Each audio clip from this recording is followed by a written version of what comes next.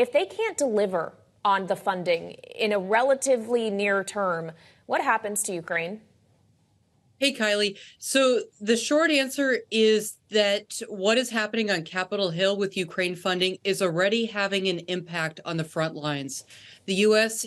doesn't have very much money left in the bank account, and it's not able to send the weapon systems that it would like. So it's already having an impact.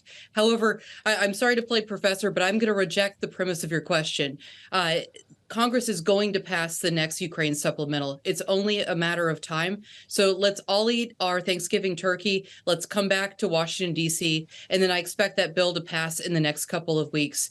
And it's absolutely crucial for the next couple of months in Ukraine, which are going to be very, very hard as the winter temperatures really begin to decline. I have to know what's behind your optimism, because we've spoken to so many lawmakers who feel differently about this, and a number of Republicans who say from not another dollar to we need accountability before more money is approved. We're having trouble even funding the government here, Melinda. What makes you think that gets done? Would it be a deal on the border or something we're not thinking of here?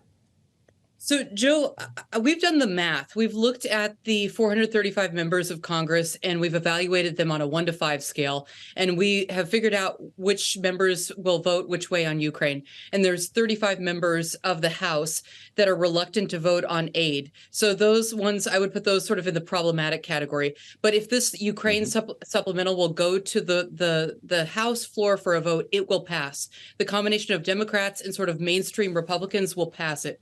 The big issue is how to get it to the floor. And the new Speaker of the House of Representatives has said that he will bring it to the floor. So I'm going into this Thanksgiving season with a lot of optimism.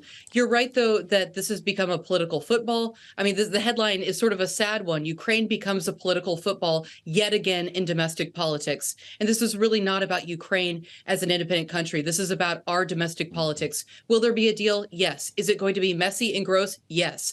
I don't know how it's going to play out, but I am confident that the Ukraine supplemental will pass in the next couple of weeks.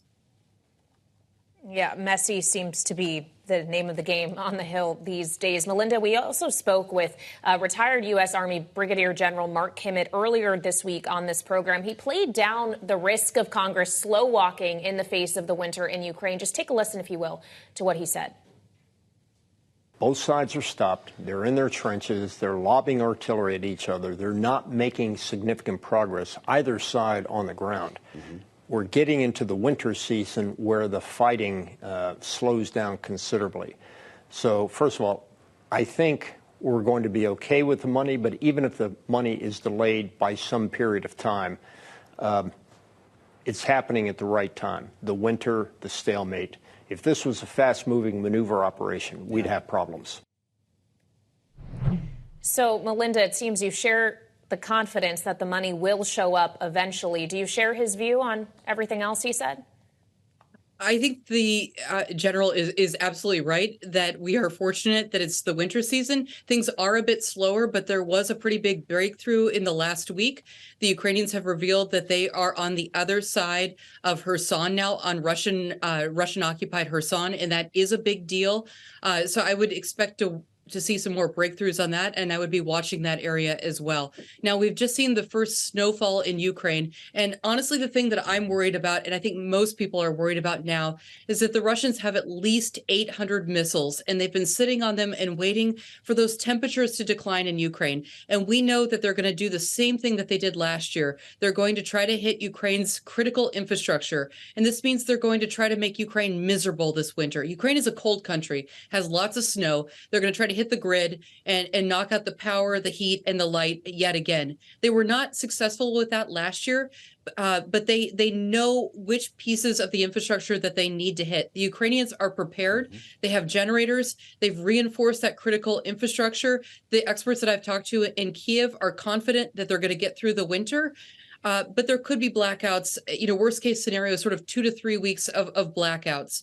But just to boil it down, the White House has said repeatedly, we cannot do the things we want to do for Ukraine. We cannot give them the weapon systems they want if we do not get this additional congressional money. So it is imperative that this money start to flow. Well, that's for sure, Melinda. Russia has a history of using the cold as a weapon. It also has a history of playing around with the nuclear power plant in Zaporizhia. It's something that we were talking with you about months ago with great urgency, and I wonder where that stands right now and how much of a threat that nuclear power plant is, knowing that could be taken offline as well. And if it loses power, we're talking about a whole different game here.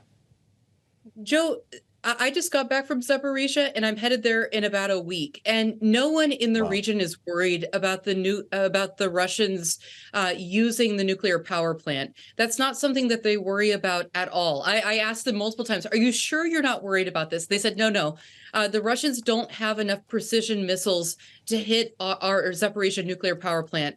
We are worried about not getting the weapons we need in order to end the war. That's the big worry. The Ukrainians will get through the winter. It will be cold and hard, but they've done it before. So there's no element of surprise like there was last year.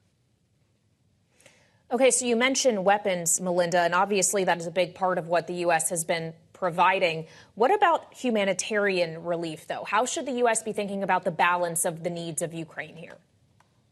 So the next bill is not just weapons. The next bill before Congress is a mix of things. It's weapons, which are imperative, but it's also economic assistance. And it has a horrible bureaucratic term. It's called budget support. And this is not sexy, but it's super important. It's the salaries that keep Ukraine as a state alive. It pays pensions for teachers. It keeps the railways alive. It keeps schools open and hospitals going.